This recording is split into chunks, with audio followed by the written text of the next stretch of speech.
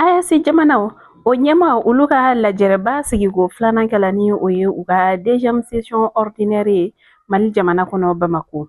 An balima aw bisimila Malaktu ka kunnafoni kɛnɛ kan. Bi kibaruya o bɛ tali kɛ AES jamanaw Mali, Niger ale ni Burkina olu ɲɛmaw kun kan ka lajɛrɛba min sigiko filanan kɛ ni o ye u ka deuxième session ordinaire ye. O kɛla Bamako tɛnɛn don décembre kalo tile 22 kana bila décembre kalo tile 23 la san 2025. AES jamana olu ka ni lajɛrɛba in a kɛla sɛfankuru kelen tɔnɔ caman ye. Ni wilikajɔ ninnu senfɛ u ye u ka ci caman ne sigi sen kan. A la kumaba dɔ ye jumɛn ye? Mali transition ɲɛma ni o ye général d'armée Assimi Goïta ye ni ale kun ye AES o confédération o ɲɛmaba ye. Ale ye AES jɔnjɔn ka o di capitaine Ibrahim Traoré ma Burkina Faso yen transition ɲɛma. K'aw ladɔnniya k'a fɔ ko Assimi Goïta ale kɔni bɔla AES. Ale bɔra o ɲɛmaya la, ale ye AES ɲɛmaya di capitaine Ibrahim Traoré ma ni général d'armée Abdrahamane Tiani Niger jamana ɲɛmɔgɔ ni o ka seereya ye. Capitaine Ibrahim Traoré ale kɔni ye bonya minɛ a tilala k'a yɛrɛ k'a fɔ ko u tɛna fɔ u jigi kɔ danaya dalila ale kan. AES jamanaw u ka san filanan kɔnɔna la. Ni jamana saba ninnu u bɛɛ lajɛlen ye bonyamasegin kɛ ka ɲɛsin ɲɔgɔn ma.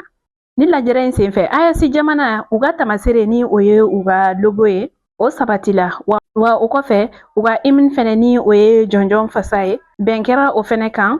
Wa o kɔfɛ AES jamana olu tɔgɔla warisoba ni o ye BESID AES ye u ye o dayɛlɛni baaraw kɛ. O kɔfɛ fɛnɛ AES jamanaw u ye wilikajɔ minnu kɛ kunnafoni di siralatigɛ la u ye o koɲɛw bɛɛ lajɛlen sabati sabula AES arajo ale ni a tele u y'olu fɛnɛ dayɛlɛ. Ko wa donna nataw la fɛnɛ u ye a yɛrɛ k'a fɔ ko AES jamana saba ni ɲɔgɔn cɛ Mali, Niger ale ni Burkina ko ministre de la communication olu bɛna fara ɲɔgɔn kan ne ka hakilina dɔw ta walasa cogoya min na nɛgɛjuru sira o sɔngɔ bɛ se ka nɔgɔya ni jamana saba u ni ɲɔgɔn cɛla la.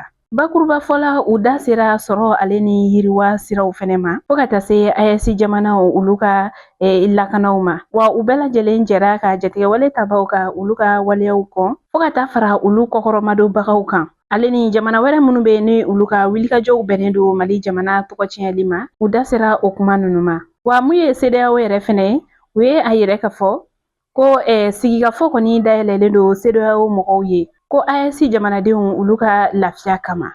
K'aw ladɔnniya k'a fɔ ko ni tile fila wilikajɔ Mali jamana kɔnɔ ko a kɛra bɛn ale ni kelenya ni nisɔndiya kɔnɔna la. O fɛnɛ kɔfɛ a ko kɔni kuncɛla hɛrɛ la sabula tɔɔrɔya ko ma ye a kɔnɔna la.